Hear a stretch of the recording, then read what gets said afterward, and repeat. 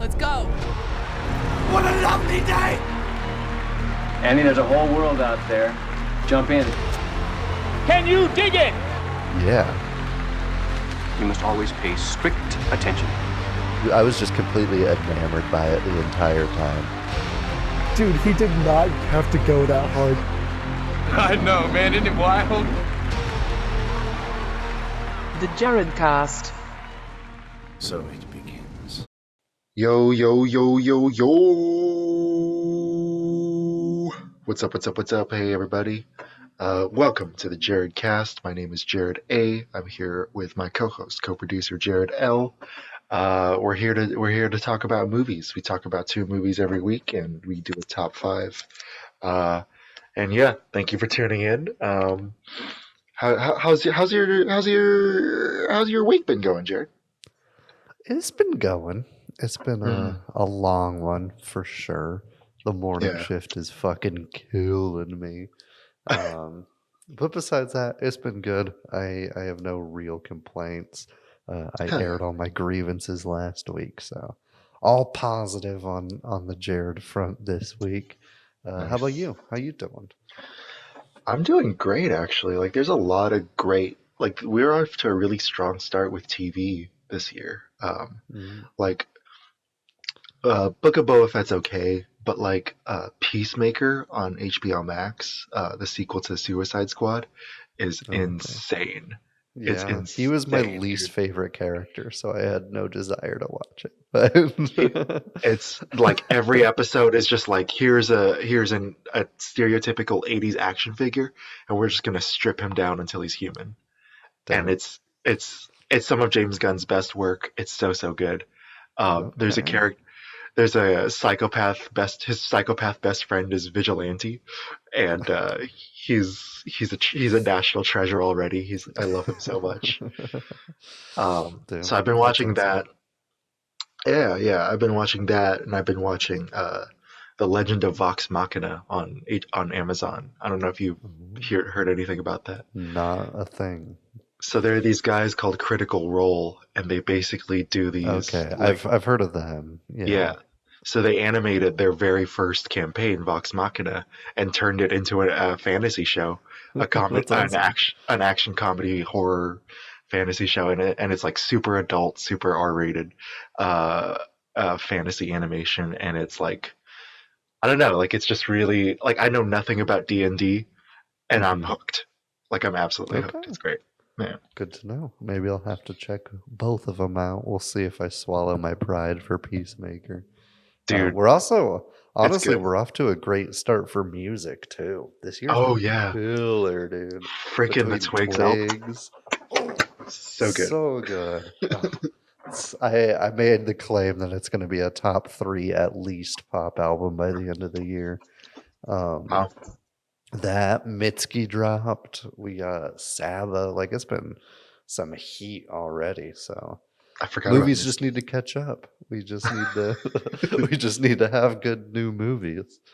But we got some good old movies taking place in older times this week. We've got period horror, The Witch, and Apostle. Will they both be good? I was about to say both good, but maybe they're not. Maybe they're terrible. I don't know. You got to keep listening to find out. Keep a little mystery. Yeah, dude. This is my second time watching Apostle and my third time watching The Witch. But I'm excited to hear your thoughts on Apostle because this is also your first Gareth Evans movie, right? You haven't seen the Raid movies? I believe so. I have. No, I haven't seen the Raid. Have I seen the Raid? I don't think I've seen the Raid. The Indonesian martial arts SWAT team. Yeah. No, I don't think I have. I think that's one that's been slipping through the cracks that I do need to because I hear it's one of the best action movies, period. And and I liked some of the action in this. We'll get to it, but yeah, dude, they were well shot. Cool. And but before that, we got an interesting little top 5 though. We do. You dropped this one on us. Top 5 most satisfying character deaths.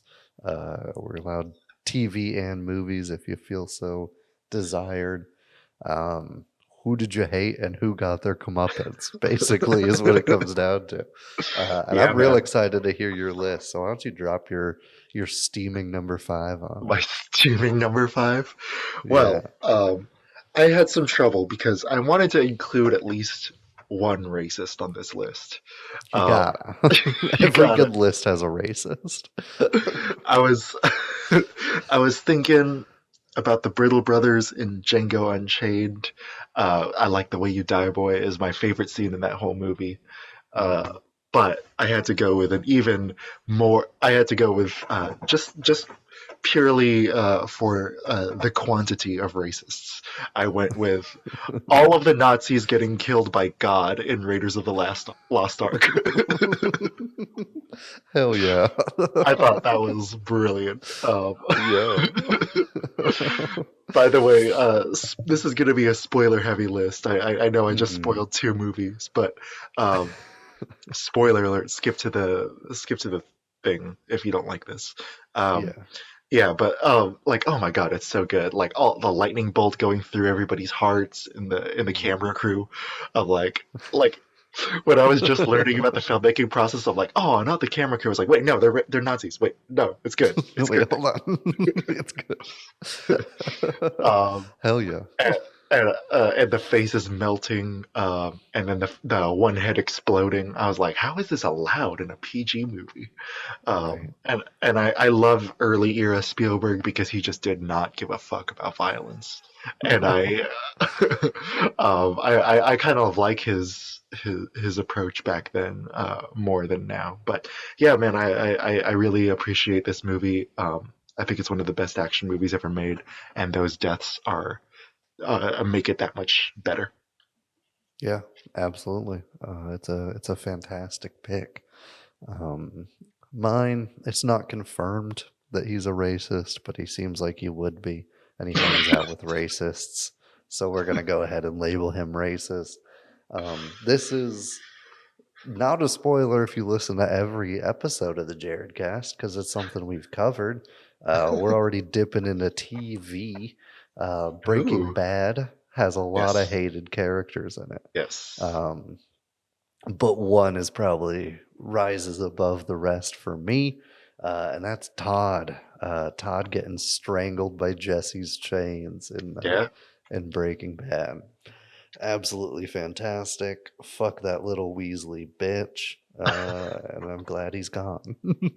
Yeah, the grossest part of strangling has always been like the second grossest part of strangling in movies is always like the kicking of the legs. But when that happens, then you like love it. It's like, Yeah, yeah. yeah, Fuck yeah. And just the fact that it's like the chains too and Jesse that does it, yeah, it's just perfect. It's so cathartic. yeah. Like he's been really waiting to do it for years and years, and yeah, Hmm. or for months and months. Yeah. Um, yeah, totally agree. It's a great one. My number 4. Uh, spoiler alert for Kill Bill. Uh, I think I know where this is going. but in Volume 2, Bill gets killed. Uh, What? this movie is full of both movies are full of satisfying deaths. Um, Mhm. Tarantino is one of my favorite things about him as a filmmaker are the villains that he writes and the way he gives them their comeuppance. Um, a lot of people don't like the Hateful Eight, but I love the villain death in that one as well. Yeah. But Bill stands out because it's a combination of sadness and joy and catharsis that like has never really been matched. I think even by any of the items that I put above this person on the list, because there's this sadness, right? Because they really do love each other. But there's this joy because she got what she wanted, and you've been rooting for the bride this whole time, and she does Mhm. it with a technique that he didn't even know. And I'm like, yeah, dude, it's so good, it's so Hell yeah. surprising, but so earned, absolutely amazing. Yeah. A fantastic pick. As per usual, I wholly support it. My number 4 is probably the most obvious on my list. It's Mm. one of the deaths where when this question is asked, it's always popping into people's mind. It's a very an iconic death scene, and that's Hans Gruber in Die Hard. Yeah, yeah, Yeah, amazing. it's just like I have to include it. I feel obligated. There's always going to be like one or two obligatory picks on my list, and that's this one. It's a classic for a reason. Hell yeah, hell yeah. Oh man, so good. And the Uh, like her letting go of the watch that she got him, and that's the thing that kills him. I was oh, like, yes, oh. so good. And then you get Oh. that little joke in the middle. Ooh, I hope that's not a hostage. And the fact that they actually surprised him, so it's genuine shock when he falls. Yeah, It just makes for a great scene. I believe it. I believe it. My obligatory pick is in my number three. I feel like this is making dozens of other people's top fives, but it's so satisfying that I have to have it on here, and it is from Game of Thrones. It is the death of Ramsay Bolton at the Mm. hands of his own dogs, at the behest of his wife. Uh, uh, uh, what's her name? Not Arya. Hold on, I know it. Sansa? Yeah. Sorry. You're good. I was like, At am I the forgetting something? at the hands of the Lady Stark. Mhm. Yeah, man. So satisfying the way that Sophie Turner like almost turns away, but she's like, no, I want to see this shit. Um, Hell yeah. letting her rapist get an abuser get eaten alive by dogs is the way to go. And like it bites his face, man. Like it starts with his face. I Yeah. love that about it. I love that about it. One of the like the most satisfying death in that series, in my opinion. Yeah. It's known for its satisfying deaths and its unsatisfying finishes. And so I think you nailed it. Um, my number three is a nostalgia pick. Mm. And it might be a strange pick. In fact, it might be a Lestrange pick. It's Bellatrix Lestrange. Stupid. um, That was so close to making my list too. It was so close. yeah, it's just good. And Yeah. having Ginny's mom step up and just fuck her up Yeah. is you're fucking cheering. Say what you want about Deathly Hollows Part 1 and 2, some of the weaker entries, but this makes it worth it. I absolutely loved this. I agree. Yeah, the line, "Not my daughter, you bitch." I was like, yes. And it's straight out of the book too, so it's Mhm. brilliant. It's It's brilliant. yeah, perfectly done. Um, uh, yeah, man. My number two is also a nostalgia pick, but it's also kind of a curveball because I feel like this is the one of the more underrated Pixar movies. I think not a Okay. lot of people talk about it. I feel like it's a lot heavier and a lot more violent than the other Pixar's, and I kind of like it because of that. I feel like the violence in this film kind of raised the stakes in a way that was still good for kids, but like also very heavy and very like you get something real and emotional out of it. Um, Mhm. but at the very end, when Hopper gets fed to birds, um, uh, it's just a whole other level of satisfying, man. The Mhm. dictator, the abuser, the basically a an exploitation racket run by Hopper is just it like comes to an end with the ants swarming. You get that great line like the grasshoppers need us, and at the end of the final battle, the bird that the only thing that Hopper's afraid of grabs him, and it's not the bird that kills him; it's the bird's babies that eat him alive, and it's so good. Yeah, Oop. Yeah, a fantastic pick. I didn't expect it, and I appreciate that. Yeah. My number two.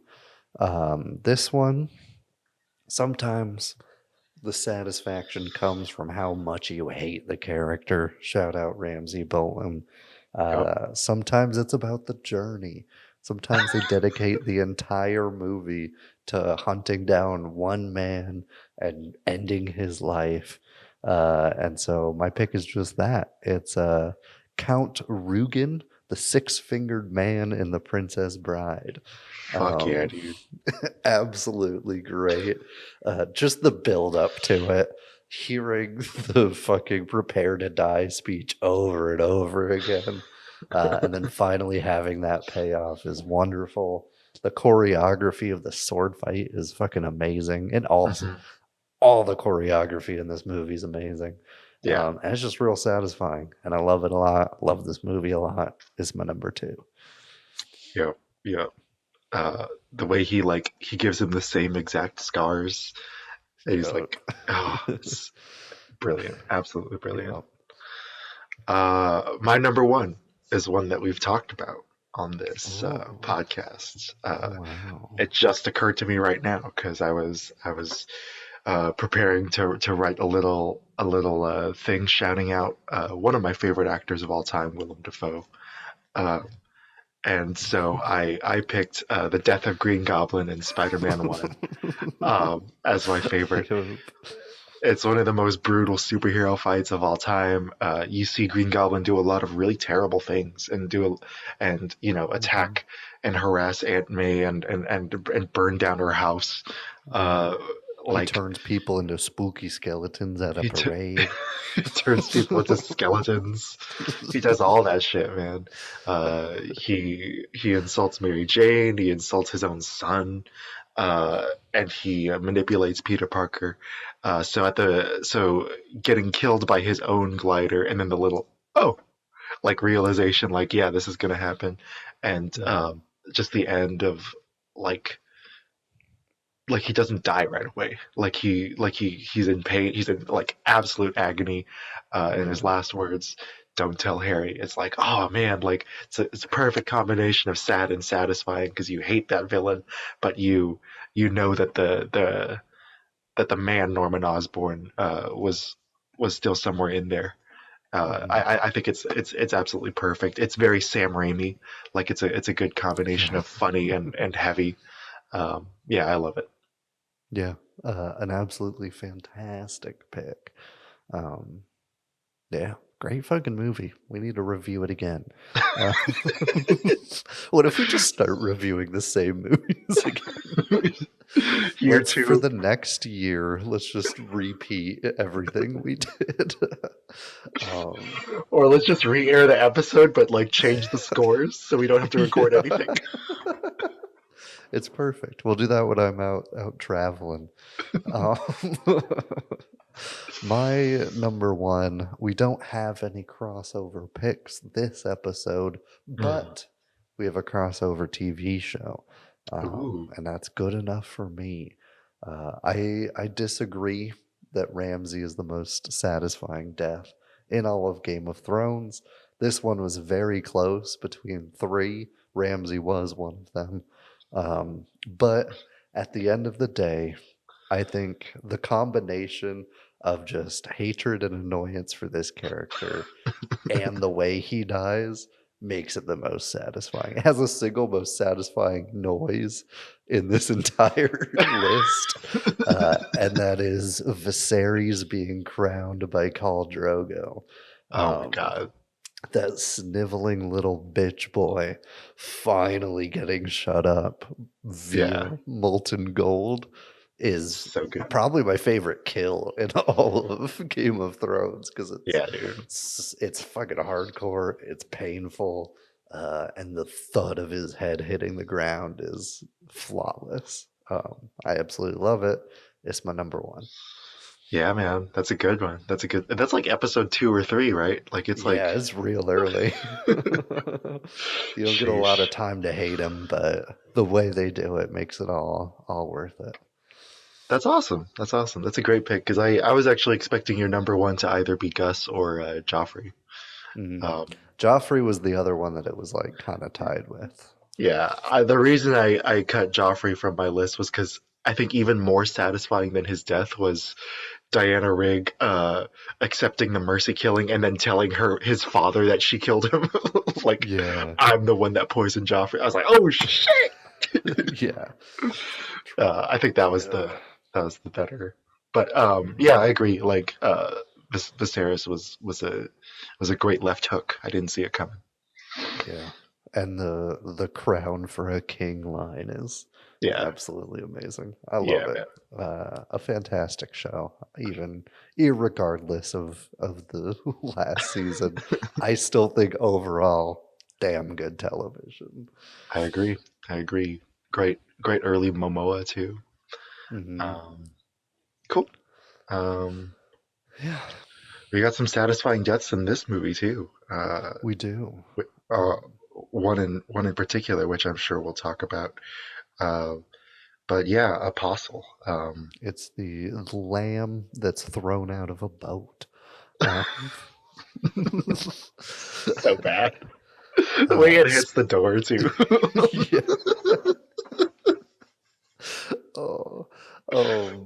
Yeah, before we get into it, though, we have to bully potentially children online in this installment of Jared reads poorly written reviews of movies that we're watching because it's funny and it makes me laugh and stuff. Real quick. For the last episode, I was like, man, I was really mean to that guy. Maybe I should cut my little rant. And then I listened to the entire review that you read again, and I was like, no, this guy deserves it. Like, I was like, I can't hear this. Yeah, I do feel bad that we pick random strangers off the internet who are defenseless and just try to say how they felt about a movie, and we mercilessly bully them. But we're gonna keep doing it. I don't feel that bad. So I've got two for this particular movie because they were just too good to ignore. So I'm not gonna fault it. First up, we've got Amrit Basco Takoti, who says horror or comedy, and gave it a 1 out of 10. 2 hours of movie, 1 hour, no ghost. Half hour, little glimpse of ghost, and the final, oh my god, wait to see the ghost. What a waste of time just to find it that the ghost is goddess. The writer must be ghostly comedian. Stupid. Loved it. Big fan. Ghostly comedian. Ghostly comedian. Also, like, just it being a ghost is hilarious. I don't know. All of it. I loved all of it. It's also very wholesome. It's like 2 hours, but 1 hour, no ghost. No ghost at all. Yeah. That might be the best written review that's... Yeah. Well-written reviews of movies that we're watching because it's funny. It makes me laugh and stuff. The second one is called Porn for Satanists. This comes from Gene Shop. Also gave it a 1 out of 10. I was stuck watching this sitting next to my husband. Fortunately, I was able to put on a headset and go to YouTube. So I only got glimpses of all the usual torture and murder of humans that Satanists love to see and do. It is no different than sex porn movies who have extremely thin, implausible storylines just to give occasion for the main feature that you want. Some reviewers mention the moral of the story is that man destroys religion, but I saw one of the most important agendas of Satanists was there, which is to discourage people from following God at all. Totally just missed the last 5 minutes of the movie. Yeah. And not only that, missed the whole movie. She admits that she wasn't even watching it. Wait, I also love sex porn movie. Sex porn movie was great. Once I saw sex porn movie, I was like, I gotta do 2 reviews. That was great. That was brilliant. That was brilliant. Yeah. Also, Satanism, surprisingly peaceful religion. Oh man. Well, I gotta say, like I'm a Christian and I love this movie, man. Like Mm. I think this is a criminally underrated horror. That kind of got buried underneath all the Netflix. Yeah.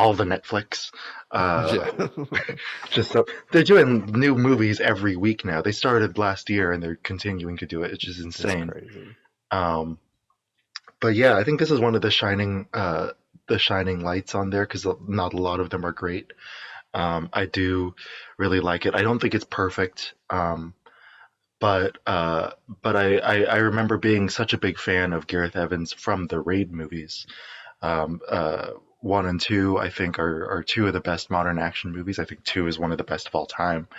And I'm watching his current show, Gangs of London, or I watched it in 2019 or 2020, and it was my favorite show of 2020. It's very, very good. He has a, I think I think he has surpassed even Paul Greengrass in terms of like handheld cinematography and his ability to use it to create tension and uh, to emphasize brutality. And I think that's what this movie does really well. I love the slow burn tension of it. It's not as slow and steady as The Witch, but Yeah. the mystery is enticing, and the movie keeps asking you a lot more questions. Um, it's got beautiful cinematography. It was shot in Wales, which is where the director is from, and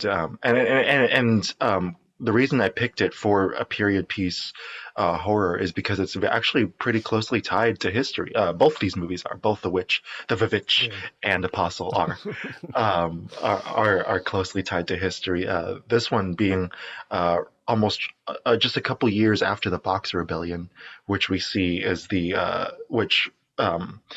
Was this really intense and really horrible, brutal war in China that directly led to the protagonist's journey. And Wales was actually involved with that, and so it feels really interesting and feels really personal for a Welsh director after years of working in Indonesia to go back to Wales, make a movie about Welsh history, make a movie uh, uh, and shoot it in Wales. I think that's really cool. Um, and yeah, the movie follows Dan Stevens' character, who's an opiate addict, a derelict opiate addict who was a former pastor and lost his faith, and kind of goes to this mysterious island to rescue uh, his estranged sister from a mysterious cult. And yeah, the plot is pretty straightforward. He as he unfolds the mystery, he gets closer and closer to rescuing his sister. But I don't think that a straightforward plot necessarily is a knock against it. I think if anything, I love the editing, I love the cinematography, I love the acting. I love the brutality and I love the horror of it. I think if anything, um, the movie kind of shoots itself in the foot with its characterizations because it's kind of long and I like that the movie takes its time letting you get to know all the members of the cult, but because of that we spend less time with the protagonist. And so I feel like his journey, like while it is satisfying, I feel like it could have just used like maybe like two or three more pages of punching up. I feel like I feel like the time that's spent with the ensemble is spread a little too thin. That being said, I still really enjoy this movie. I think it's a very unique horror movie, which is very hard to come by these days. And so I'm gonna give it an 8.2. Yeah.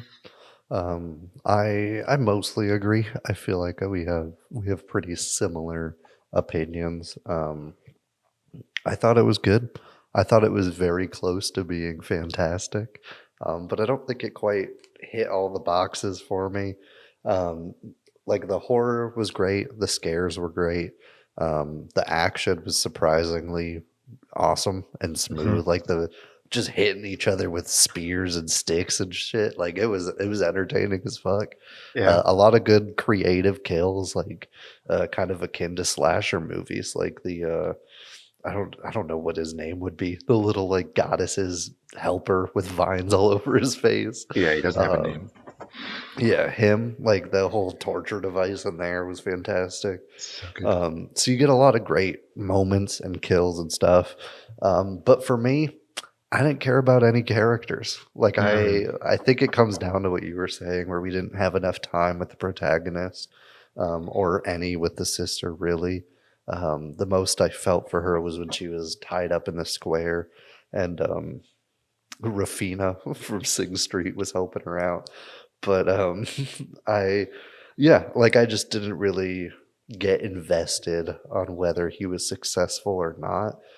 I was more invested in the mystery of it and trying to figure out what the fuck was up with this blood sucking tree wench and shit like that. And I was just more interested in that, and the cult dynamics, the face off between Quinn and, was it Brandon? What was the other cult leader's name? The real cult leader. The prophet?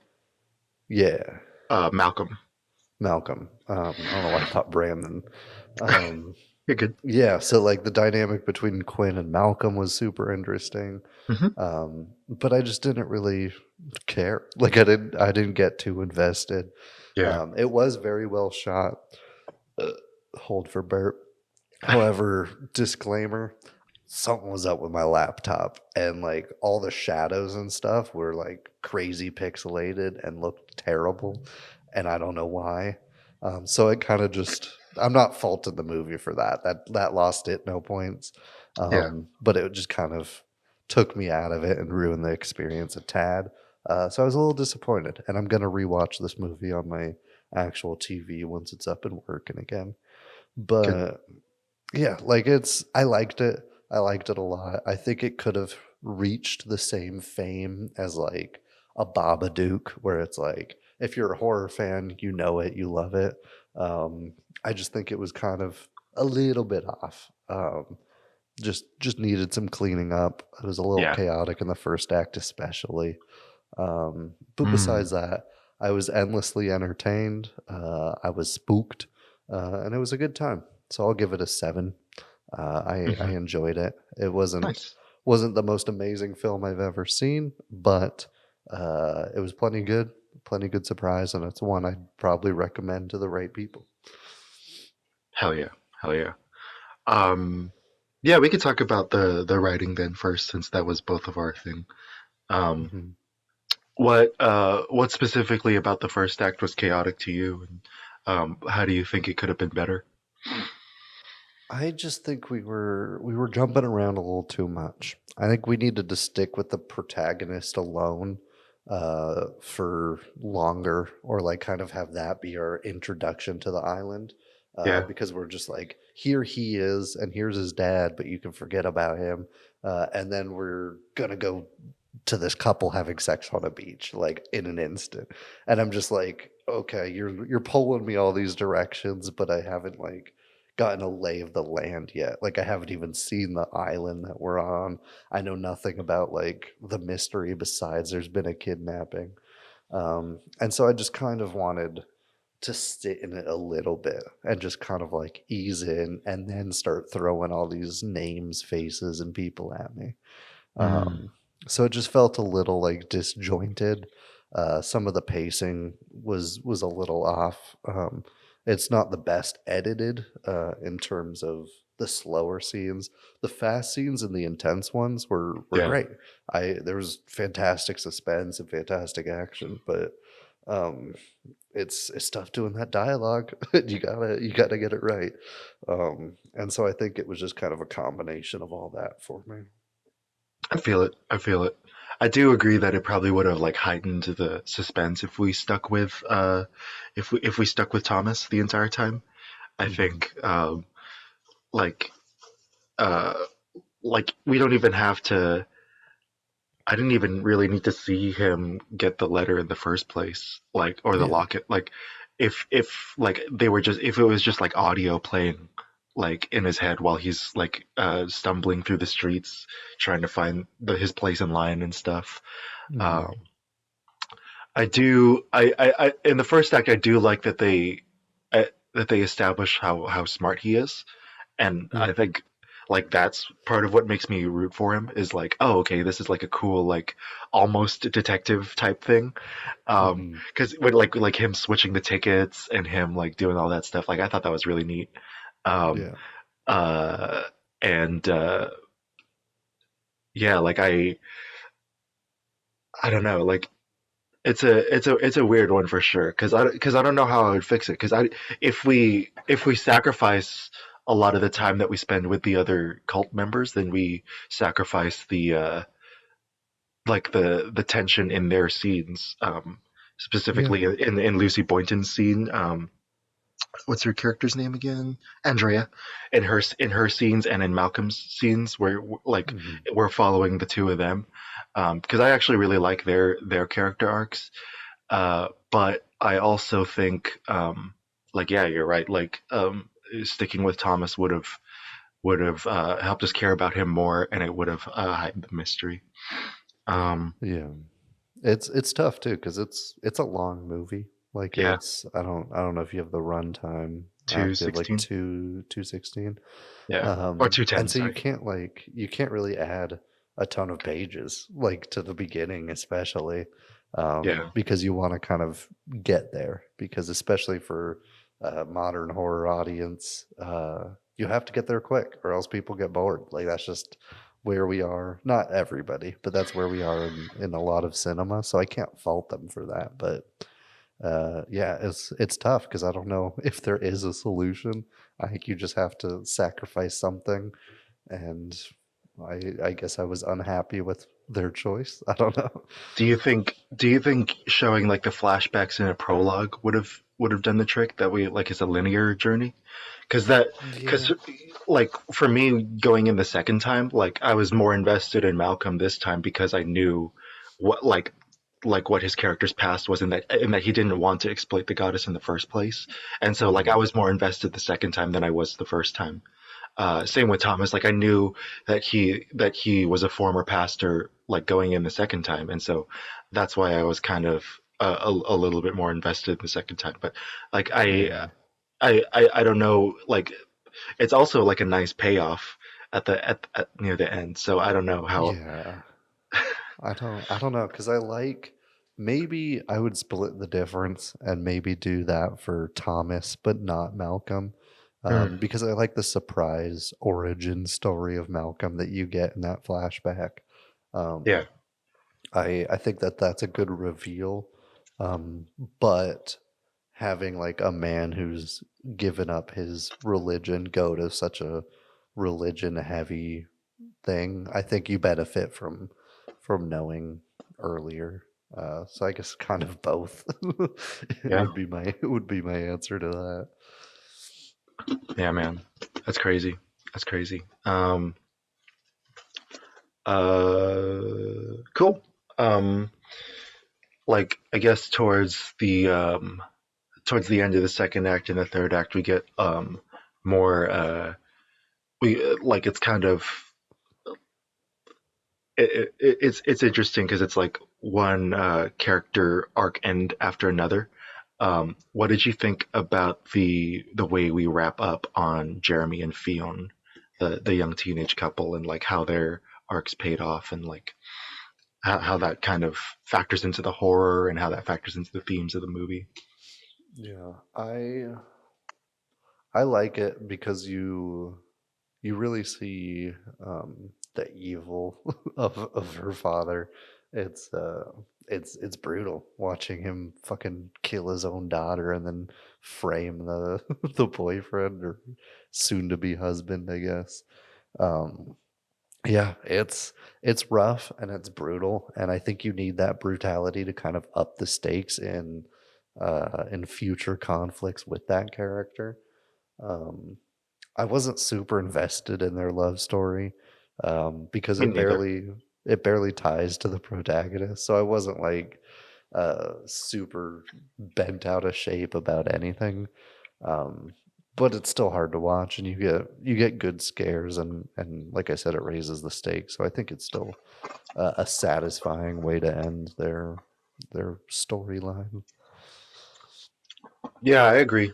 I think um, they kind of they come across as like typical teenagers in the rest of the Mhm. movie, but I think seeing their deaths, like especially Jeremy's death being really, really like a drill through the head, is absolutely insane. Yeah. It was so brutal. There's one thing I had a problem with in that scene. It's so brutal at first. Like you watch the spike go into his head, and then after that you just kind of are like sitting back in a super wide shot and like watching him twitch. Um and I think you just double down on the brutality of it. We're already there. You might as well fucking show it getting ripped open every now and then. I don't know. It could have been a budget thing. Yeah. It also could have been, but they show the hole and they putting a flower petal inside the hole was Yeah, pretty that weird. is true. um, the part that I winced even the second time for me was when they were tightening his head and the camera moving with it. I thought that was so badass. But then you hear the crunch and his blood Yeah, vessel breaks in his eye. Like, dude, that was insane. it's Um, brutal. And him whispering, "I wanted this," was yeah, was rough too. yeah, and I think the brutality of those deaths, like, it doesn't just signify like like it could have easily just been like, oh, you have sex, you die, like a typical slasher movie. I think Yeah, what makes it interesting is that like seeing the young love die automatically kills all the hope for this island. And yeah, like and so like, okay, this is gonna all like now this is the end. Like we're not gonna hmm, no like if anybody survives, like they're gonna have to like get out of here, get out of the island altogether. Um, yeah, I did not predict the entire island burning down though. I thought that was really interesting. hmm. And I guess we can talk about the cult leaders. Let me see their names. Um, is it who's the so there's Malcolm, and then there's also, is it Charles that's the father? I forget. I thought his name was Quinn or something. You were probably right. Yes, Quinn. Yeah. Yeah. Who was So there's Charles? I was I don't remember. yeah, I don't remember either. Um, it was just on the IMDb. I don't know who he was Yeah, playing. no, I was looking at the cast too, and I was like, he looks familiar, but I don't. Sorry, audience. So the founders, Mhm. Malcolm, Quinn, and Frank. Um, how do you feel about the way that their arcs ended and their because they I think they did I think of the supporting cast, I think they were probably the the most thoroughly written. Um, Mhm. not perfectly, of course, but still, I appreciate that. Like, with cults, with cult horror specifically, like it's very often like, okay, the prophet is the bad guy. Like he's the one who's either sexually or financially or both exploiting Mhm. everybody. And here, it's a different kind of exploitation, but I think I appreciated how unique the dynamic between the three of them was, and I was wondering what you thought about that. Yeah, I love the dissension among the ranks, I guess. Just like Quinn trying to overthrow Malcolm was fantastic. I think it just adds. It's always nice when movies have more than one thing going on. Like when Yeah, if it was just Thomas trying to find sister, the whole town pauses while that happens. It's a yeah, much more boring movie. it's an And so 80-minute movie. it's nice that they're dealing with their own shit. Like that there's this huge conflict amongst the villains while they're also fighting the protagonist. Um, I think it's great. I liked it. I thought it was interesting. The just having like it be the early days of this cultist island and having the kinks not being kinked out ahead of time Yeah, backfiring on everybody is just nice. It's just cool to see. And so I liked it. I liked their entire plot line. hell yeah, yeah. I was going in the first time like fully expecting Michael Sheen to be the straight up villain, because he's a Same. great villain actor. Mhm. But I love the sensitivity that he brought to Malcolm, and like yeah, that sensitivity is what kind of makes you unsure about him in the first two acts Yeah. until we finally realize that, like, oh, okay, so Malcolm and Frank are like decent people that were just kind of following Quinn's lead, and Quinn was always a bad dude. Yeah. Um, yeah, Yeah. I And like them kind of actually just meaning well for the island. They're like, yeah, we want it to be fertile and we want this to like yeah. work out and be prosperous. Is like, hell yeah. And then Quinn's dumbass has to come in murdering. Yeah, man, it's crazy. It's crazy. Talked a little bit about Lucy Boynton, Andrea. I think she gives a wonderful performance. We both love her as Rafina in Sing Street. What do you Mhm. think about her character and the way her character is resolved? I think she's great. I love the kind of flawed protagonist type that she leads. Like she gets confronted with a bastard child in one of the villagers, and she's like, all right, sick, like let's figure this out. And like Yeah, it's awesome because she's a lot less I don't know if they're like Protestant or whatever weird cult trickle down system they've got, but their old timey views. She's a nice counter to that, and she put on an excellent performance. She was one of my favorite performances in this movie. I yeah, think her and Michael Sheen kind of carried a lot of the weight in the acting department of this, and for good reason. I think they both were interesting characters that I was excited to see where they went. She's one of the only good people in this entire movie, yeah. um, and so it was nice to see her win too. hmm Yeah, so positive all around. Yeah. It's nice to see her, period, because I don't see that many members of that cast in anything anymore. No, Yeah. we had Cosmo and Coda and her in this, and that's like all I've seen of either since. Yeah. We got Littlefinger.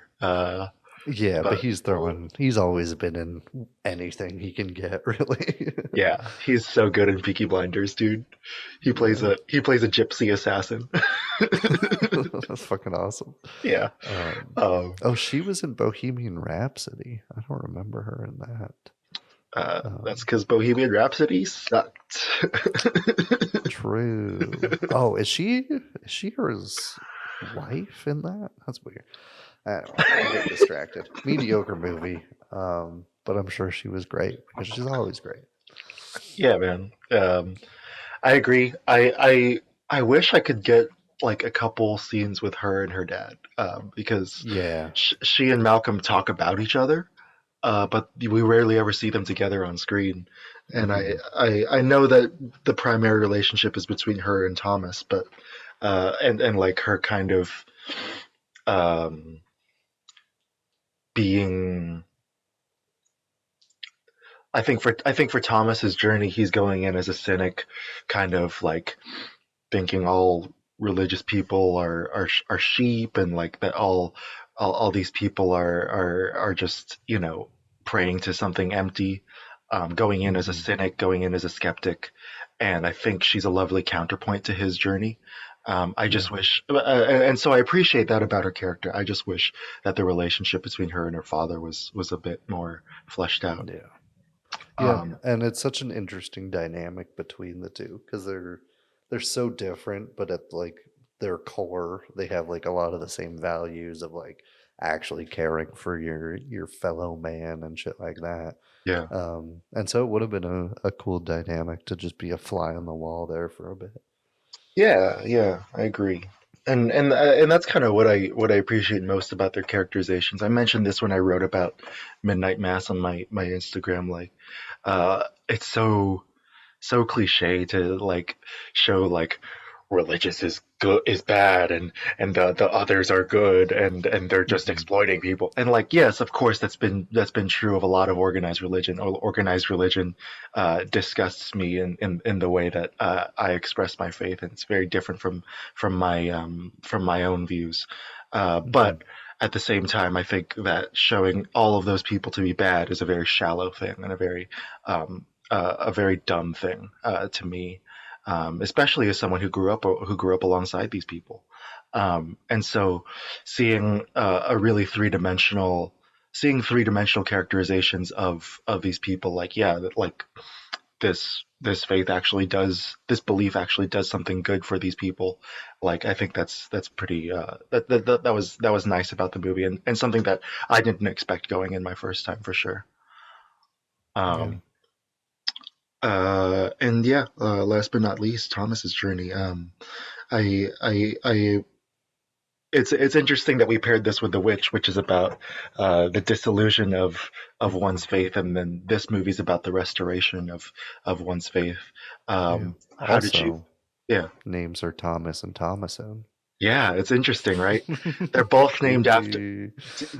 So, do you know the story of the Apostle Thomas in the Bible? No, I'm a filthy little degenerate. Well, do you know the term? No, it's fine. I don't care. Do you know the term? Do you know the term doubting Thomas? Okay, so that, No. that that's it's used a lot in, like, uh uh literature that's about religion and stuff. So Thomas was one of Jesus's main 12, like, BFFs, the apostles, so to speak, and he was the last to His believe squad. he was the last to believe in Christ's resurrection. He was like, I'm not gonna ever think that he came back until I see him, until I can touch the holes in his hands, until I can actually, like, hear his voice. Mhm. And whenever in religious fiction or in religious folklore, they a lot of times they'll name the skeptic after Thomas, and they'll name the cynic after Thomas, because even though Thomas eventually believed, he's kind of famous for that Mhm. one story. Um, Yeah. and And so, I mean, both of these technically kind of come around. yeah, they um, both uses of the Thomas symbol, I think, are very interesting, right? Um, Mhm. because you have the because one because Thomas Richardson starts out as the skeptic, and eventually, uh, uh, through his love for his sister, through the injustice that he sees on the island, and through reconnecting with the mind of the goddess, who is some kind of, like, I'm guessing that she represents, like, just nature as a whole. Yeah. The I ghostly think comedian. the the ghostly comedian. I feel like I it's kind of weird breaking it down into words. I always feel hesitant, like, taking symbols and themes and putting them into words, because they're there as cinema, and they're there as expressions Mhm. of cinema. But what I feel like I felt during Thomas's journey was that he literally connected with nature, with the mother, with the goddess, and then through that his faith was restored, which is a very, very basic way of looking at it. But I don't know. I do think it's interesting. I think he's a very unique horror protagonist because of that. Mhm. What did you think about him? What did you think about Dan Stevens' performance? Yeah, I do think it was an interesting journey. Um, I just feel like he spends too much of the movie scampering around in dark corners. Yeah, That he like a lot of it, he just kind of is like playing that detective role, and so we don't see a lot of interesting relationships with other characters. I guess is a way to put it. yeah, The closest we come is Andrea, and they're kind of just casual homies in a couple scenes, and that's yeah, that's it. Um, and so I kind of would have liked him to like interact more with the rest of the town, but I get why he has to lay low because he has to lay low. yeah. And so it does make sense at the end of the day too. Um, and so I like his journey in how it applies to that theme of religion and that religious doubt and what happens when human greed and interference interferes with that religion and that power and the universe and nature. And I think they nailed that side of the journey. But I wasn't gripped by any of that other stuff. Like I didn't really feel a lot of even love for his sister from him. Like he's going through a lot to get her, and so you see it from that. But he's never in actual pain over what's happening to her. And as far as the performance goes, I think he did good enough. He's not like blowing me away. I'm not gonna be thinking about his performance being like, man, that was really something. But he was good enough, and he didn't have to do more. And so I was still very satisfied with his performance. I think he played the character well. It was what I would have wanted out of that character. But he's not like Daniel Day-Lewis in this shit or anything. No, and I don't think he wants to. But No. I agree that Thomas's characterization is thin, and especially in the first half of the movie. I do disagree about the sister thing though, because when she's being tortured out in the square, that is true. We're right there with him. We're not with the sister, and he almost goes back to his opium. And then immediately like dashes it on the ground because he knows he needs to keep his head clear in order to help her, even though he's in like intense psychological pain. And I think a lot of I noticed this about like Academy voters and about like typical Hollywood film critics. Like not a lot of them really appreciate like really physical performance and like performance that uses the entire body in really creative ways. And I think that's where Thomas gets to the next level, or where Dan Stevens' performance as Thomas gets to the next level for me, is not just in the action scenes, but just in the scenes where he's struggling with his addiction, where he's struggling with his grief and his post-traumatic stress. And I like seeing him kind of overcome all those hangups in the action scenes. I think that's really exceptional. And I like, it's one of the things that I loved about Titan was like I see the character's journey in the body, and I'm fascinated by human beings and human behaviors with their bodies, and so I appreciated that about his journey for sure. A lot of interesting human behaviors in Titan, I'll tell you that. Yeah, exactly. Yeah, and it is a very good physical performance. He does absolutely nail that. So credit where it's due for sure. Yeah, I know you talked about being pleasantly surprised by the action. I was not surprised as a Gareth Evans fan, but I was very pleasantly appeased. What are your thoughts about the action? Yeah, it was just real smooth and clean. Like they do use the shaky cam a bit, but it's not like egregious by any means, and they're not like cutting on the hits and like doing cheap shit like that, which I appreciate. I care more about cutting on the hits than like having just anything else like shaky cam and shit like that. Like I forget who he fucking domes with a staff, but it like splinters toward the camera and shit, and you're like, oh fuck yeah. It's one of the guards, right, that's holding him like this, right? Yeah. And it's just real good. It's just awesome, and it's fun to watch. And in a horror movie, you expect the scares to have that finesse, but when like fights do, it's a good time too. And so I just enjoyed it a lot. Yeah. One of my highlights in the action was seeing like 5 different spears go through the assassin. Yeah, that was intense. That was crazy.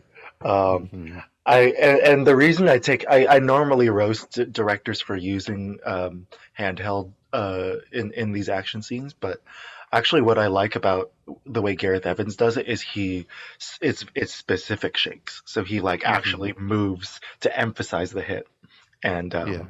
I think that I think that that's more interesting than what most action filmmakers are doing nowadays. And actually, like I was watching the behind the scenes for Gangs of London, and he was like thinking, like he was like the creative team and I were wondering like what would make the audience go, oh, that's cool, and what would make the audience go, oh, that hurts, and we wanted to do a healthy combination of both, and I think he's done that very well over the course of his career. Yeah.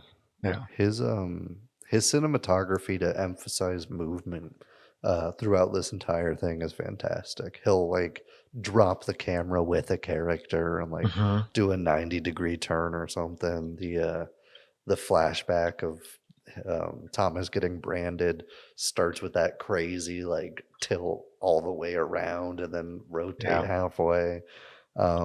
He uses it very well, and it can be tacky. And I think he was close. He was on the line, but he never crossed it. And so it was a lot of impressive camera moves here. yeah. I think the closest he got was in the scene right before they torture Jeremy, where it's like all of them at the around the torture device, and it's like yeah. I was like, overall, it was effective. What was that? yeah. I was just thinking like, let the angles do their work, man. Like you have the pointy hats that look like KKK, like you use that. The reverse KKK people who just are in that scene and only that scene, and you never really find out anything about that. Yeah, I don't know the history of the pointy hood, but it'd be an interesting thing because it didn't start with a KKK. Yeah. No, but it's never a good sign when somebody's wearing a pointy hood. No, it is not. No, it is not. Unless they're like a wizard or something. Because there's a couple wizard hats that have similar vibes. Yeah. Well, cool, man. I think the last theme we can talk about is the use of like humans' relationship with nature. I was wondering if you had any notes about that or like any thoughts. Yeah, it definitely has a we have to give to receive type mentality to it, and whether that's through labor or in this case blood. I appreciated that. You can't just expect the universe to provide, essentially. Yeah. I do think it got a little muddled in trying to bridge the gap between religion and nature. I think I just didn't like. Besides the cult leaders, nobody else really has a ton of desperation. They're all kind of just accept what's happening. Yeah. And I think it would have been cool if in this cult island, the cult was a little more passionate.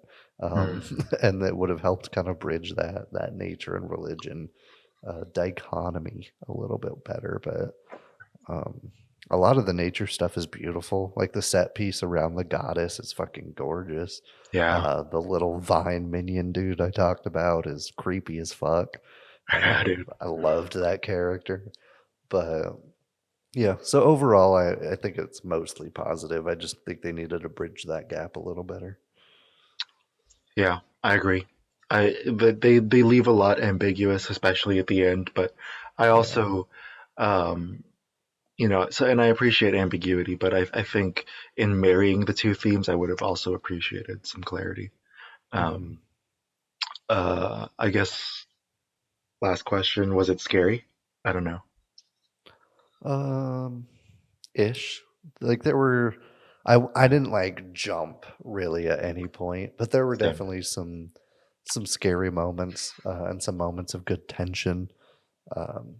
It's a weird mix of action, suspense, mystery, and horror, and so like trying to squeeze all of that, you're gonna have just kind of scattered horror scenes. There was one that I did not like, and that was when blood trickles into the floorboards, and the goddess is like trying to lick it up. I was just like, what the fuck? You haven't been introduced yet. Go back into your corner. And also, she doesn't really, like, she never gets up until the very end. No. Besides that, I'm like, can you walk around this whole time? Like, what's going on here? Which I guess she does actually get up in the river and stuff, but it was just weird. But Yeah. some of the scares fell a little flat, but like when she does show up in the river, like that part was scary. So Yeah. it teeters the line, and I think it's scary enough. Yeah. The reason why I think it was an honorable mention in 2018 for me was because it is mostly because it wasn't that scary to me. I do absolutely love the Butcher Vine minion character. I think he's the scariest thing in the movie, just the sight of him, Absolutely. and the intimidation factor. And I think the scene where he's like inside the tunnel, I think with the feces and the blood, I thought that was awesome. But other than that, like it didn't really get me. Yeah, but I appreciate that they didn't really try either. Like they're not Yeah. throwing jump scares at you at every turn. Yeah. And I think that's why I'm like, okay, you didn't need to be like have me shitting myself by the end of this. Like it didn't matter. Yeah, they found their flavor of horror and they stuck with it. Favorite scenes? I'm down. Cool. Shall I or shall you? I can go first. Do it. Hit us with it. Yeah, I love the killing of Jeremy. I think it's absolutely dreadful and brutal and sad and really, really, really, really gross. And yeah, that's kind of what I love about it. I love the final fight between Thomas and the creepy vine guy minion person. I thought that was excellent. I think the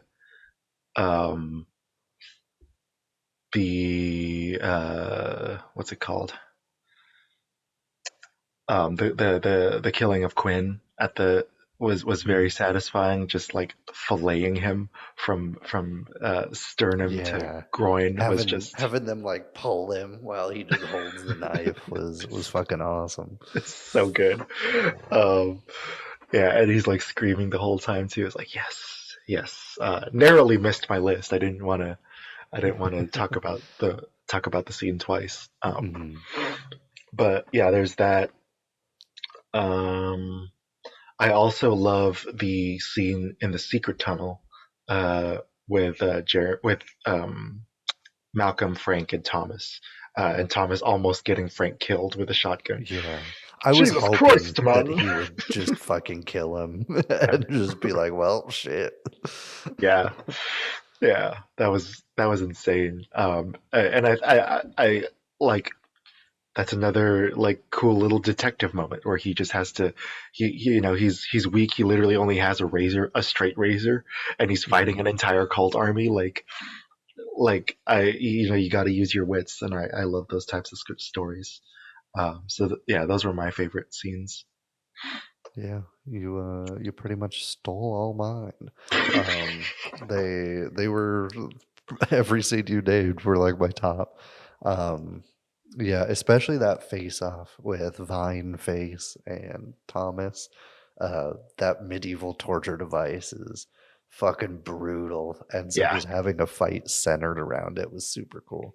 Yeah. And same kind of flow for Jeremy and his death that we talked about. I do like the confrontation of Quinn and his daughter leading up to Jeremy like coming back in the room. Because it's got great tension watching him just like stare out at the house as Jeremy like scampers away and shit. And just like the high emotions that the characters go through. I thought it was worth mentioning. But yeah, besides that, you took all my top scenes. Sorry. And that's okay, because I think that this movie has obvious highlights. Yeah. And I think that's going to be pretty universal across the board. One thing I didn't like about Quinn's death scene, when they're fighting, Andrea shoots the wall with a shotgun and it just catches on fire, and I have no idea why. I think it makes a hole in the wall and that lets the fire in from the other side. Okay, because I was very confused. I was like, why did that just randomly catch on fire? Yeah. Like nothing else is catching on fire in here. I guess that makes sense, but it was visually confusing for me. Yeah, I get it. Well, cool, man. I'm glad you had fun with it. I'm looking forward to you watching the Raid movies because they're just as they're like one of them is even more brutal, and Gangs of London. Oh my God, that's a whole other level. But yeah, definitely check it out on Netflix, folks. Yeah, and I'll check out the Raid. Maybe we'll throw it in an episode or something soon.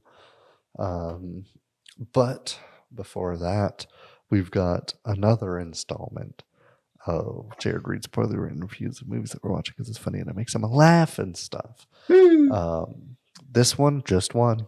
I know. It's going to be okay. Next week, we'll have a whole new batch of these. You can calm down. I know it's your favorite part of the show. Don't tell Jared. He'll be upset. But this one's great because it's written like a letter.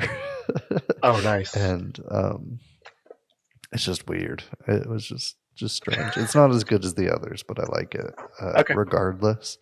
It comes from Amin Ray, giving it a 1 out of 10, saying overrated, low budget, so-called horror film. I would be lying if I said this movie was great. I went to watch it yesterday in the cinema and was really looking forward to it with very, very high expectations after seeing the trailer and the high ratings of IMDb and Rotten Tomatoes. The title simply misrepresents the movie. I was extremely disappointed at the end of the film that it didn't deliver what it was supposed to deliver: horror. I only saw the witch on 2 or 3 occasions throughout the film and didn't feel any witchcraft or dark magic whatsoever. Overall, without going into too much detail, he says right before going into too much detail, it felt that the film was all over the place and going in so many different directions that did not lead to nowhere. The script, in my opinion, was not the right one for this movie. It just builds up the suspense, which makes one feel hyper endlessly without any jump scares, and it lacked any element of surprise that you would expect in a horror film. The story misleads the audience to something unfinished, and the chain of events do not make sense at all. I did not understand what happened to the 2 children and why they were screaming, and when they were bewitched and by who. Also, I did not quite get the goat or the rabbit's role in this film. They just appear and disappear where the goat once stood. It only attacked one man and killed him. Very simple and straightforward. Any goat can attack and kill a man. You don't need to go to the cinema to watch it. LOL. I know. Where are you hanging out? I know what a horror film should look and sound like. And if this film is rated 7.4 out of 10 on IMDb and Silent Hill is rated 6.6, then you know there is a clear issue in this regard, and it makes you question who is really managing the ratings and how do they do it. I hope I have been fair in my judgment regarding this movie, as I feel I am the only one telling the truth about how disappointed I am. Thank you. Thank you. Oh man, I feel that guy's pain, man. Getting so frustrated that my grammar sucks. It's tough out here. I can't imagine calling a movie that has a crow peck off a woman's nipple and say it's not surprising. Or the no witchcraft. That's the whole movie is witchcraft. The title character is a witch at the end. Like, stupid, bro. Stupid. Yeah, I love it. a common theme in these is people missing the point of the movie, um, Yeah. and it's Uh, easy to roast. I like it. Vivitch. Vivitch. Yeah. Yeah, I surprise, I'm a slut for A24, Mhm. and so I like this movie. Ooh, hot take. I think it's a good movie.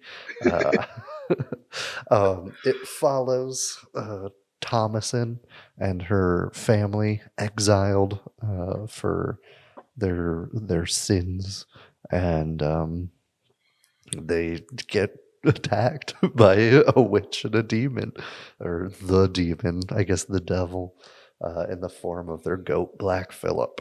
And I think it is fantastic. I think it Uh-huh. is very slow, but in the best way. Being only an hour and a half, you can get away with a nice slow pacing like this. I think all the scares are more unsettling than scary and Mhm. fucked up, but I was uncomfortable and horrified the entire time, every time I've watched it. And so I think that's a success. But most importantly, I think it's got a great story of weird family dynamics adjusting to a new environment that's full of stress. I think it's got great themes of um, repercussions of sin. Every character that gets killed pretty much sins directly before they get killed in some capacity. And it's also about how human interference in religion kind of fucks things up in a Yeah. way. Um, and I think it nails all of these. I think it's got a incredible aesthetic to it.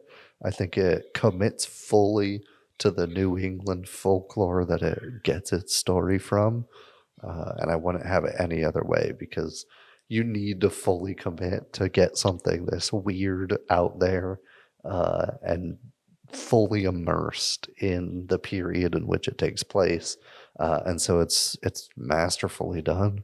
I give it a eight. We'll go 9. We'll go straight up 9. No decimals in this episode. Um, I think it's fantastic. How do you feel? Yeah. For me, it's an easy 9.5. I love this movie. I've loved it since the first time I watched it. Hmm. Even when even like that being a first time viewer and like not really having any clarity about like uh what they're saying sometimes, or like what's going on with the dialogue and with the singing, and with the prayers, uh and um and even just the general ambiguity of the horror itself, the horror of the Hmm. woods and the horror of the witch. I think you know, the full title of the movie is The Witch, New England Folktale, or yeah, a New England Folktale. And I Hmm. think it absolutely lives up to that title. It uses its setting to its advantage. I think the aspect ratio is European flat. Um, Yeah, I I, think d- so. I don't. That's it's the same as Spencer, right? Hmm. Yeah. So that's European flat. So like it gives a nice height. The image itself is tall enough for close-ups, Hmm. but wide enough that you can see the landscapes and appreciate the setting. I think that's invaluable when you're doing a story like this, and your your stories about humanity and your stories about nature are tied so close together. Um, and I think the writing is what takes it alone just beyond the 8.5 range for me. And then on top of that, you have really excellent performances, breakout performances by Hmm. Anya Taylor-Joy and Ralph Ineson. I think both of them. I watch every movie that they're in now because of this movie. I think Oh Ralph yeah. Yeah, Anya Taylor-Joy is our age, and she's already a heavy hitter of a leading lady, Hmm. and she's absolutely brilliant in here. I think really doing a good job of playing a very unconventional protagonist, and we'll get into that more later, I think. Mm-hmm. And Ralph Ineson, I think, just has a like the most beautiful speaking voice I've ever heard. It's so Yeah, deep and for real. it's so deep and gravelly and wonderful, and his accent is really unique too. Um, I, like like one of my favorite just lines in any horror movie: "Corruption, thou art my father." Like that's the whole character's thesis. That's the end of his arc, and that's the and that's part of the thesis of the movie, all in one little remark, uh, in one little last spit at God. Um, yeah, it's really really wonderful. I also appreciate the religious themes in this movie, even as someone who's a person who has faith and belief in Jesus. Like seeing the dissolution of someone else's faith is really really interesting and really, I think, a great kind of underhanded. Uh, uh, Underhanded finger point uh, at the Puritans and that faith movement, Mhm. because there's a lot of problems there that Hollywood has constantly explored, in very cliche and very tired and very dumb ways, and very I think since the Crucible, everybody's kind of doing the same story about paranoia, and like Yeah. it's also about the Cold War paranoia. It's like, yes, we get it. It's the Red Scare religion, which I get it. Calm down. But this one makes it personal because it's about a family, and you really don't know what to believe. Even on a rewatch, I still am not really sure what the deal with with the twins is. Mhm. At least I'm not 100%. I'm like 85%. I love the mystery of the movie. Speaking of that, I love the music. I think the gray movies can get tiring, especially nowadays. But this movie beautifully uses those grays, and those oranges, in the cinematography and in the color palette. I think this is a wonderful, unique, and very surprisingly intense horror movie. Despite its slow pace, I feel the intensity of it, and also like at the same time, like I feel the weight of the intensity as much as I feel the weight of the folkness of it.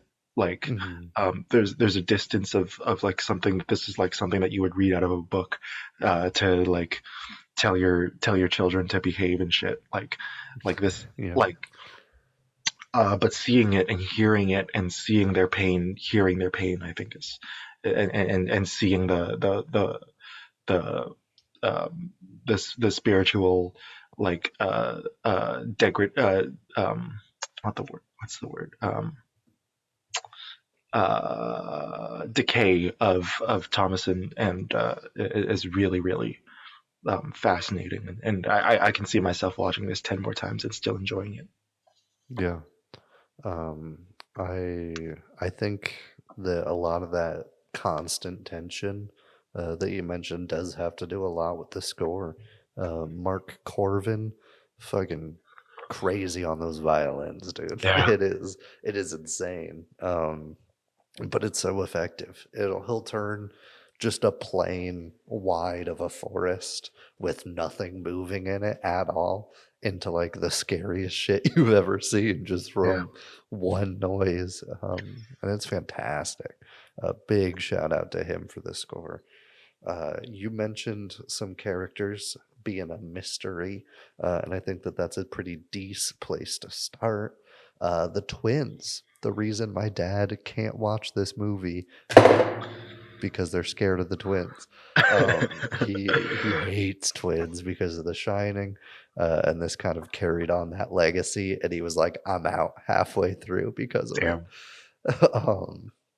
And yeah, there's a lot going on. For me, I kind of read into their journey as, um, obviously they can talk to Black Phillip. I think because they're so young, they're like an easy way into the family, for the devil in the form of Black Phillip. And I think that that's kind of their role as like antagonists, weapons, and puppets in a way.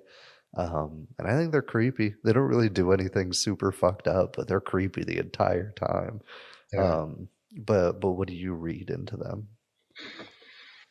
Um, I mean, I read into them what I read into the story as a whole, like the uncertainty of the paranoia of who is a witch and who is not a witch. That's Yeah. something that has been explored in so much American literature over and over and over again. I remember growing up reading, not The Crucible, but The Witch of Black Pond was a fun little kids book that we used to read. A pretty, if I remember correctly, a decent love story too. But yeah, The Witch of Black Pond was interesting. And then The Crucible was like somewhat interesting in high school. But yeah, the use of the twins both to annoy and infuriate the audience is really interesting as well. Like I think they're there to, because we're following Thomason almost 100% of the time. Like we are following her 100% of the time, and it is her journey, so we feel the same frustration that she feels. We feel the same, like, oh my god, shut up, like why would you say that? I'm not a Yeah. witch, why would you say that? I feel To be everything. fair, real dumb move to tell the two children you're a witch when your brother mysteriously disappears. Just a bad, Yeah, just yeah. a bad idea. It's a dumb mistake, but like during the attempted exorcism of Caleb, uh Mhm. it's really like horrifying and really frustrating that their brother is like sitting there dying, and they're doing that. I know that it's not their fault because they're still just babies, but like the sound of their voices and Mhm. their and I think and like them like faking the stomach ache is just really interesting. I love it. Yeah. I think seeing the kind of I think it is kind of sad though that they do get stolen and eaten at the end. Uh, Mhm. um, like even though I don't see it, I still feel really um, like, oh, that sucks. Like Yeah. like this goat was pretending to be their friend, and then all of a sudden the Thrown goat's away. the goat's servant eats them. Yeah. Yeah, it's real disturbing, and I think they're a key factor in that. Like I said, I think the theme of paranoia in a witch type story is heightened because it's a member of your own family, and it's only the family that's there, and I think Yeah. that's brilliant. Yeah. The fact that it's all people that love each other, really. Like, I mean, they Hmm. get separated. There's a big wedge, obviously, with Thomason murdering her own family, or parts of her own family. But um, yeah, having it people that like the characters genuinely care for each other and he comes across makes that dynamic of paranoia so much higher. Like you have to be pushed to accuse your daughter of being the one who mashes a baby into tomato paste. Into Which, pesto. yeah. 8 minutes into the movie. I wrote it down. 8 minutes and 32 seconds in, baby pesto bath. It's a movie. Yeah, man. But it raises the stakes having it be solely the family rather than like a village Yeah. rallying against somebody. And I like it a lot. I think it narrows the focus in a very nice way. You mentioned another character we can transition to. I think he gives one of the best performances in this movie. He absolutely kills it. I think if I was writing anything Shakespearean, I would hire the kid who played Caleb because Yeah. that monologue during the exorcism is fucking gorgeous, and it's like Mhm. dripping with like Shakespearean type prose, and obviously the Old English kind of helps give that. But damn, he absolutely killed it. I love the character as a victim and one who's going through like his whole sin journey is puberty, and there's nobody around, so he kind of ogles at his sister a little bit, and that's why he fucking dies. Yeah. It's uncomfortable for sure. But it's, I don't know, he's such like a strong, brave child for what he deals with. Like going into the wood to try to hunt down the witch is a ballsy move, and I love this character. I think it's just a fantastically written character. But what did you think? Oh my God, I love Caleb. He's one of the highlights of the movie for me. I think that might be my favorite scene. I don't know. It's a toss up because it's so many great ones. Um, yeah, man, he's such a cool character, and I'm trying to find the actor's name. Harvey Scrimshaw is his name. A I great hope. name. Yeah, great name. I'm hoping to see him soon in something. Hmm. Yeah, looks like he was in Ammonite with Kate Winslet, but I don't know. Okay, yeah. I love the scene of him alone in the forest. Like every kid's been lost at some point, like literally, and I think he absolutely captures that perfectly. I think the physicality of his performance is actually really good too, because the Robert Eggers very cleverly uses his size, giving him a gun that's way too big for him, shooting him at a low angle Yeah. against really high trees. Yeah, the brush in that whole scene is intense. Yeah, the prosthetic witch hand that grabs him I think that's probably my favorite jump scare. Yeah. Like it's big, like the hand is bigger than his head, and I think that's really really cool. Um, and I love that exorcism scene, man. It's really really interesting and really like different from other exorcisms because his family's not really helping at all, and like they're making it worse, but he still pulls himself out of it just by just pure freaking willpower and prayer power.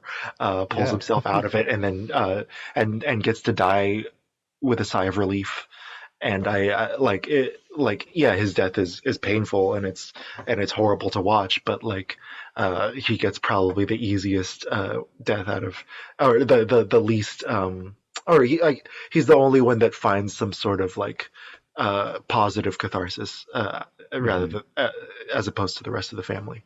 um Yeah. and like coughing up the freaking apple. Like, I don't know how they freaking got this kid to do that, man. Such a trooper. Harvey Scrimshaw, man. Look out for him, man. That's so good. Yeah. I'm shocked he hasn't popped off the way Anya Taylor-Joy did. So good. I think he's almost equally as good in this movie. Yeah. He also, with that being the one cathartic end to a character in this film, he also injects hope into the movie. Yeah. With that, you're like, oh, like this God that they worship is present. Like there's something to it. There's a little bit of hope and a little bit of weight to their words when they pray. Yeah. Sure, it's ripped away immediately,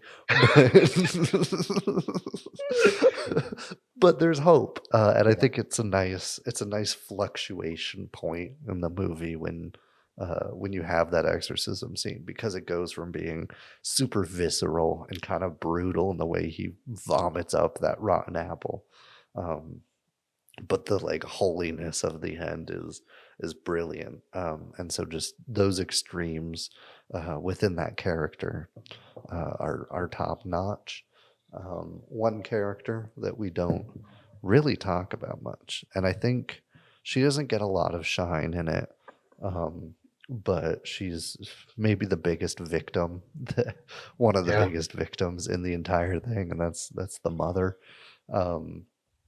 Absolute brutal performance. Her grief wails are top notch, man. Yeah.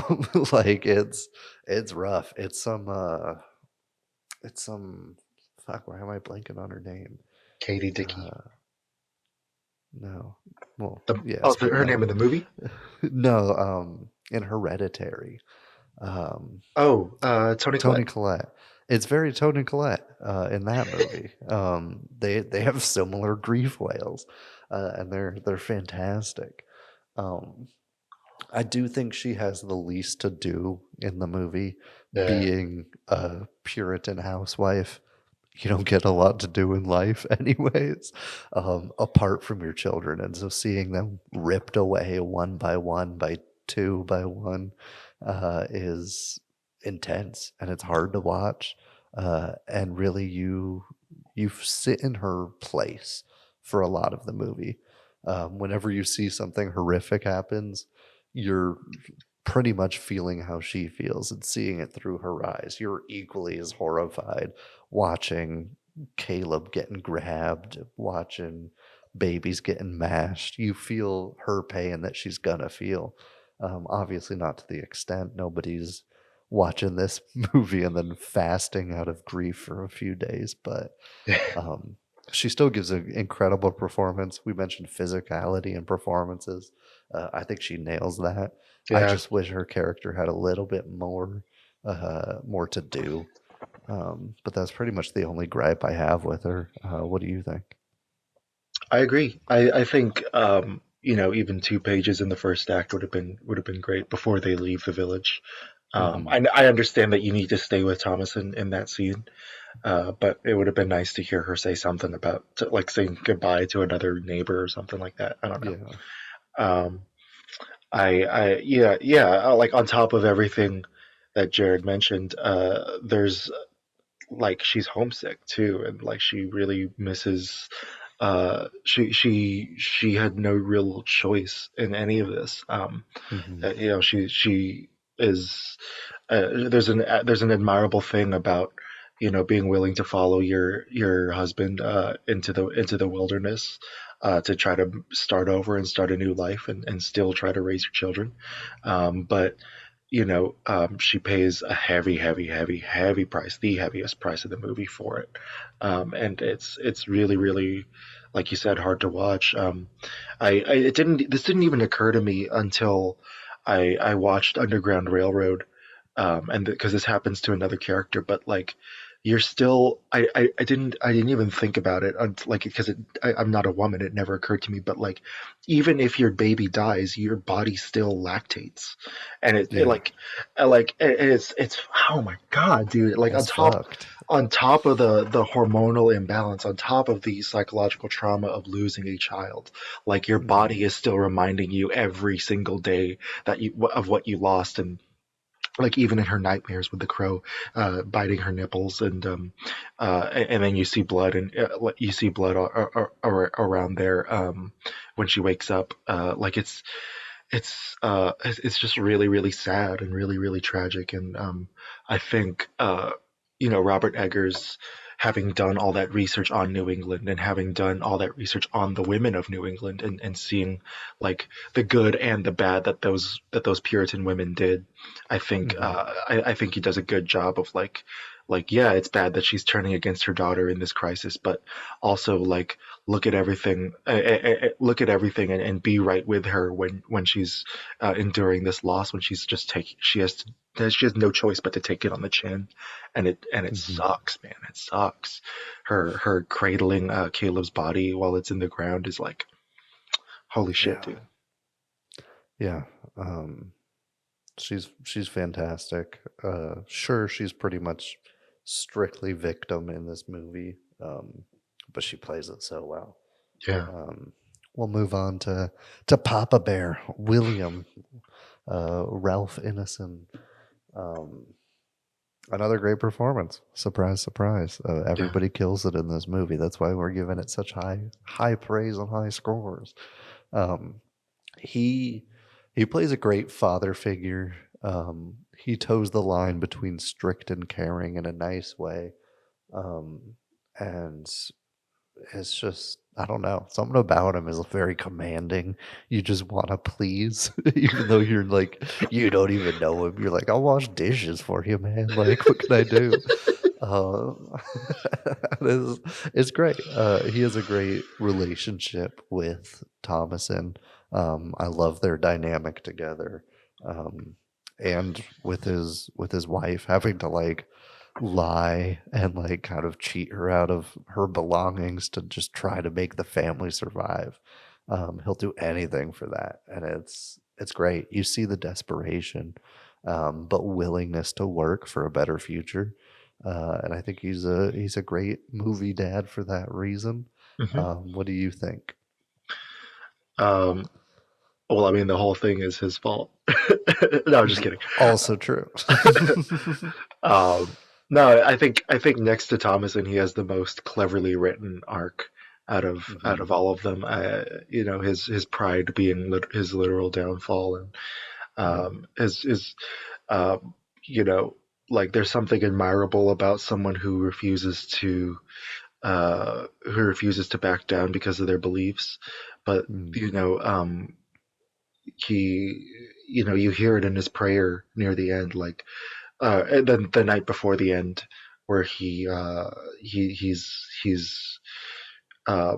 comes to the realization that he's condemned his own children with his own pride, and Mm. I think that that's absolutely like human and really really interesting. Not the direction at all that I expected it to go. I expected him to be like kind of an antagonist in this, and he isn't. Mhm. He's like a tertiary protagonist in his own way, and um, I you know I love the line that Thomason has, where it's like the only thing it's like you can't hunt, you can't farm. The only thing you can do is cut wood, and then he dies by getting crushed by wood, by Yeah. the same wood that he chopped. And I think that's so good, man.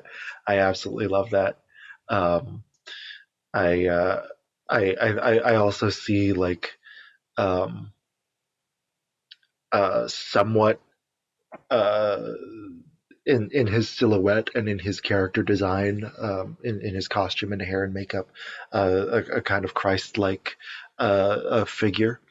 Um, Mhm. the way that Jesus is represented in Western media is kind of a long hair, beard, skinny and white. Right. Um, White. um, none of which were probably true. Uh, He might have been skinny. he was probably skinny because he was poor and he probably had a beard, but Yeah. yeah. Anyway, he like seeing that play out and seeing him as kind of like take this kind of reverse journey that Jesus took is really really interesting and cool. And I think this is one of the most interesting performances in the movie for sure. Yeah. Um, he's fantastic. I love the desperation because I think he does feel responsible, almost from the get go. Mhm. He's like, well, we're here now. We Yeah, gotta try. yeah. He just doesn't admit But it until yeah. yeah, exactly. And it's just great to see. It's a fantastic journey for that character. But I think it's still overshadowed by our lead, mostly because we get the most time with her. Yeah. We get to sit and stew with every single moment of this film right alongside Thomason, and I think it's fantastic.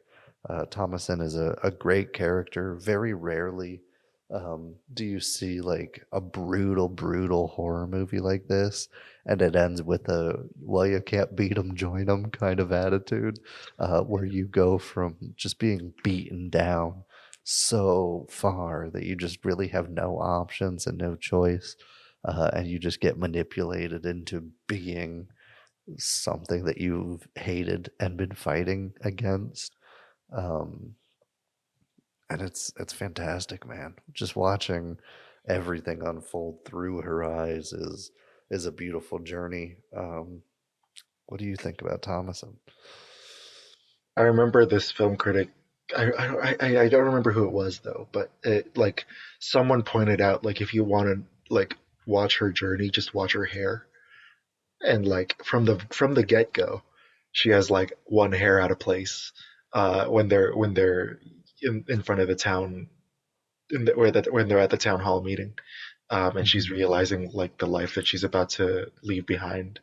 So automatically you know that this chick doesn't fit in, and that Yeah. she um I think her journey is fascinating because she has the most steadfast faith in the family besides Caleb, and yet uh, by the end, it's completely gone because exactly what you said, because of that manipulation, because of that the malevolence is so oppressive and so overwhelming, and she's so just done that, like, how, well, what else can you do, you know? And like even though she's smiling and flying at the end, I feel this deep sadness for what she's lost, for that, like I said earlier, that spiritual decay, and that spiritual rot that slowly crept in despite what she wants, despite what she intends. It kind of happens, and it sucks. It really does, and it plays so well into the horror of the movie, into the dread of the movie. Um, I saw some asshole saying that it was like a feminist ending. I'm like, I don't think no, no, Not these really. um this, like, I mean, I guess like female-led horror is part of the feminist cinematic canon, but Yeah. the ending There's itself, she's still serving a man. yeah, Like, it's even more so than before. Like, she's, instead of serving her father, kind of, she's like wholly dedicated to a murderous tyrant, oppressive patriarchy. yeah, I don't really. yeah, and I agree. Like, it's trading, it's out of the frying pan into the fire. You know, the Puritan society was not a good society, and then this family is not a it's not a good family dynamic. And then now you're serving Satan, who's just gonna make you, you know, do all this crazy shit. Um, Mhm. and it's really interesting and really cool and very unique, for, like, as far as what pop culture is, and how we represent witches in pop culture. I think seeing this as a counterpoint is really cool, and I think really necessary. I think, you know, symbols and archetypes, especially in horror, should be represented in various ways so that we can uh, digest it and digest that terror in different Mhm. ways. Yeah. Um, you said she's the one with the most steadfast faith. As a religious man, how do you feel about the treatment of religion in this movie? I don't think, at least in my uneducated opinion, I don't think it like talks down on religion. I No, think it just expresses the power of evil and that yeah, people deal with, obviously to an extreme that you don't really see, but it's there. But how do you feel about just the treatment of religion and how it kind of correlates to family and nature and all these themes we've been talking about? yeah. I think it's kind of like what you've been saying for both Apostle and the Witch. Like, these doctrines aren't necessarily bad, but when you add human nature into it, when you add human pride and human ignorance and human paranoia and human fears into it, then Hmm. that that doctrine, which was intended to help us, which is intended to bring us joy, gets twisted. And there's this thing in the Bible about the devil.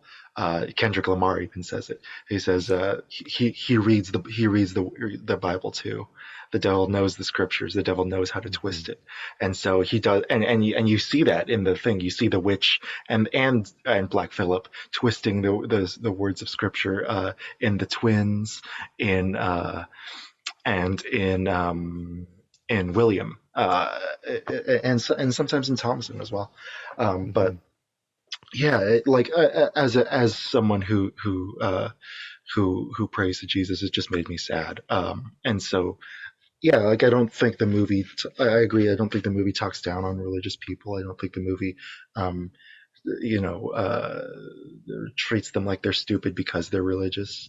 Hmm. I think the movie talks about how like organized religion and ritualism and the things that are antithetical to the message of love and hope and peace that like infect the message and twist the message. I think this movie beautifully shows it and really dreadfully shows it as well.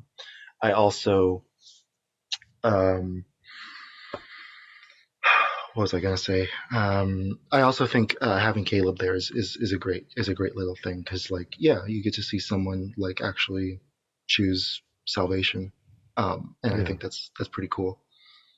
Yeah, definitely agree.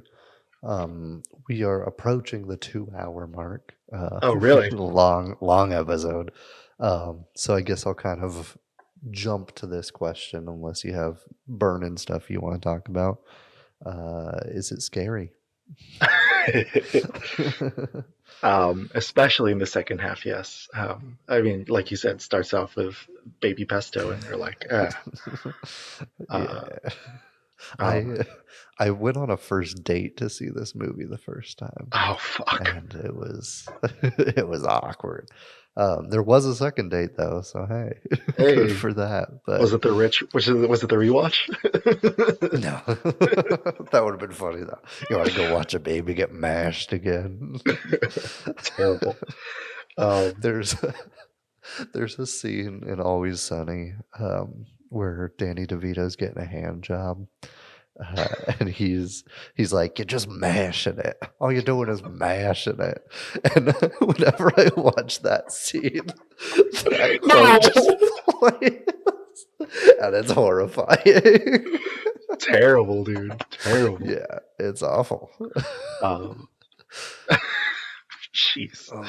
Yeah, I mean the witch herself is scary. Like a naked old lady.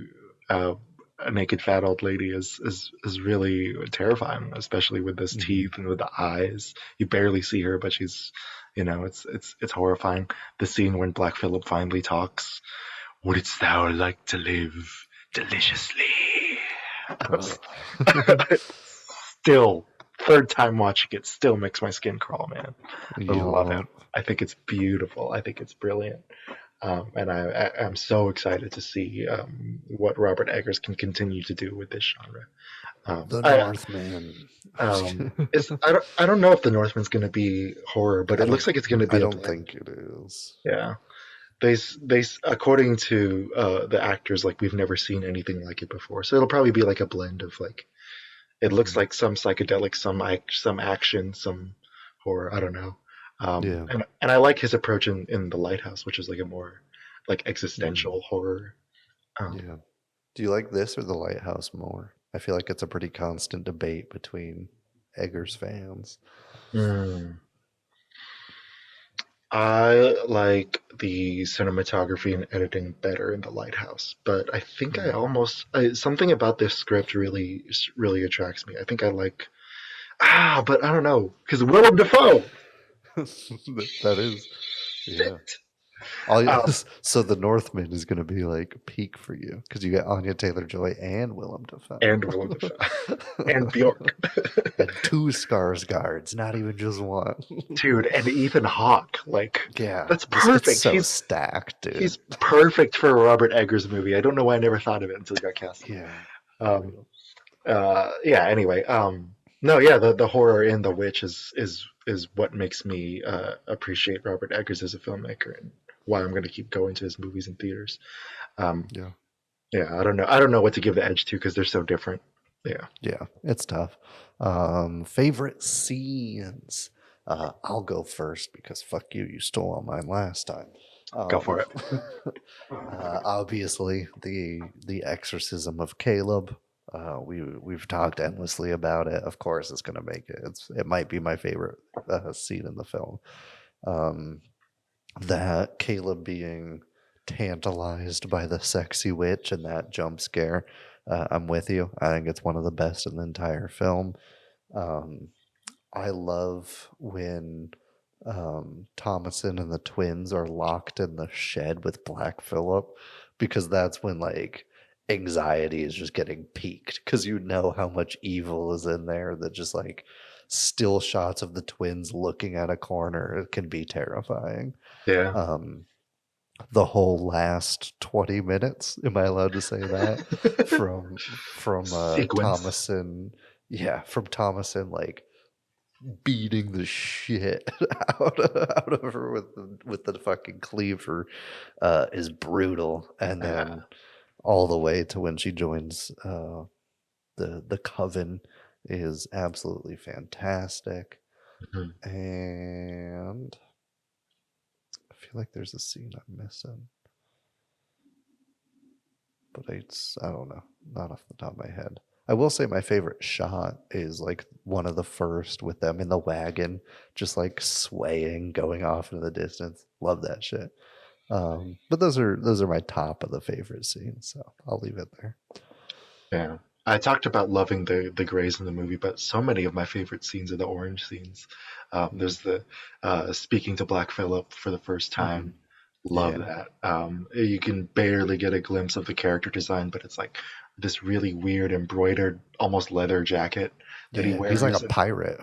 He looks like he looks like a fancy pirate. It's funny. He's got the black glove, and he telling her to take her clothes off first. Oh, it's so creepy. I hate it. I also love Catherine's nightmare involving the with Caleb and Samuel, the baby, and eventually the crow. I think that's absolutely gorgeous. And let's see. You did steal some of mine. I love the exorcism, of course. I love the initial taking of Samuel. The peekaboo scene. That I remember watching the trailer for this movie, and I had no idea what it was. I had no idea who Robert Eggers was, no idea who Ralph Ineson or Anya Taylor-Joy were. But that's, I think, the opening clip in the trailer, and it like I was like sold. Yeah, like that's such a simple but effective scare, and brilliant editing. It's literally just like to the frame. It's perfect.